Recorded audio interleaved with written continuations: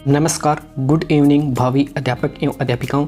Rajasthan exam में आप सभी का दिल की गहराई से स्वागत है। मैं आपका होस्ट एंड दोस्त शिव कुमार। हम बात कर रहे थे माइक्रो टीचिंग की और आज हम माइक्रो टीचिंग के ही एक प्रमुख कौशल आपका व्याख्यान कौशल लेकर आए हैं। और व्याख्यान कौशल आप किस तरह से रक्त प्रकरण पर बना सकते हैं और बनाते समय किन किन बातों का ध्यान रखना चाहिए। साथ ही साथ हम व्याख्यान कौशल में बताएंगे कि आप किस तरह से कक्षा में अपनी प्रेजेंटेशन दे सकते हैं और रीटीच से बचने के लिए आपको क्या करना चाहिए। तो इस वीडियो पर अंत तक बने रहिए और अगर आप चैनल पर पहली बार आए हैं तो चैनल को सब्सक्राइब कर लीजिए और बेल आइकन को प्रेस कर दीजिए। तो आज की ये क्लास आपकी हल्की सी मुस्कान के साथ शुरू करते हैं। तो देख लीजिए, सबसे पहले आपका कौशल का नाम हो गया व्याख्यान कौशल और दिनांक जिस दिन आप अपनी प्रेजेंटेशन दे रहे हैं वो यहाँ पर आपकी दिनांक लिख देनी है।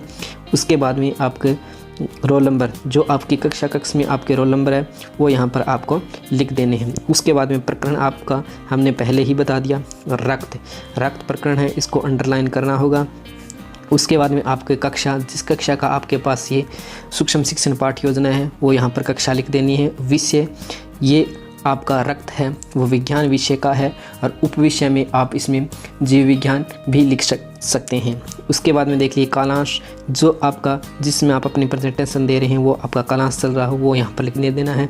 उसमें अवधि आपकी हो जाएगी 5 से 7 मिनट। तो इतना आपको क्लियर हुआ होगा साथियों। उसके बाद में देख लीजिए, सबसे पहला आपका कॉलम है शिक्षण बिंदु। तो जो आपका प्रकरण है वही आपका शिक्षण बिंदु हो जाएगा। उसके बाद में छात्राध्यापक या फिर छात्राध्यापिका कथन हो जाएगा। उसके बाद में छात्र छात्रा नेक्स्ट आपका होगा श्यामपट, और श्यामपट में जो आपके महत्वपूर्ण कथन होते हैं छात्राध्यापक और छात्र अध्यापिका के कथन के, वो यहाँ पर आप लिख सकते हैं। जैसे कोई एग्जाम्पल हो, कोई और उदाहरण हो तो वो आप यहाँ पर लिख सकते हैं। और छात्र छात्रा क्रिया में आप लिखोगे कि छात्र ध्यानपूर्वक सुनेंगे और समझेंगे, ये आपको लिख देना है छात्र छात्रा क्रिया में। नेक्स्ट हम बात कर लेते हैं कि छात्राध्यापक क्रिया और छात्राध्यापिका क्रिया में आपको क्या लिखना है। तो देख लीजिए, रक्त एक अर्धठोस तरल संयोजी ऊतक होता है। रक्त की उत्पत्ति मेजोडर्म में से हुई है। रुधिर एक वफर विलयन है। कौन सा विलयन है? वफर विलयन है। रुधिर की पीएच है वो 7.4 है, यानी हल्का क्षारीय होता है। रुधिर में रक्त 5 से 6 लीटर होता है और महिलाओं में रक्त पुरुषों की तुलना में आधा लीटर क्या होता है? कम होता है। यानी रक्त के भाग 2 हो जाते हैं। एक तो हो जाता है आपका प्लाज्मा और दूसरा आपका होगा रुधिर कणिकाएं।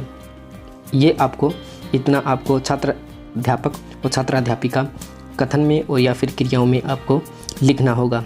अगर आप हमारे चैनल को सब्सक्राइब नहीं किया है अभी तक तो चैनल को चिल्ड होकर मस्त होकर सब्सक्राइब कर लीजिए, क्योंकि आपको इस YouTube चैनल पर अनेक महत्वपूर्ण चीज़ BSTC और BEd से मिलने वाली है। यानी आपको इस YouTube चैनल पर ऑल सब्जेक्ट लेसन प्लान उपलब्ध है, इंटर्नशिप की फाइलें या डायरियाँ जो भी है वो सभी इस पर उपलब्ध है, और ऑल सब्जेक्ट्स के मॉडल भी उपलब्ध हैं और प्रैक्टिस क्लास भी उपलब्ध है।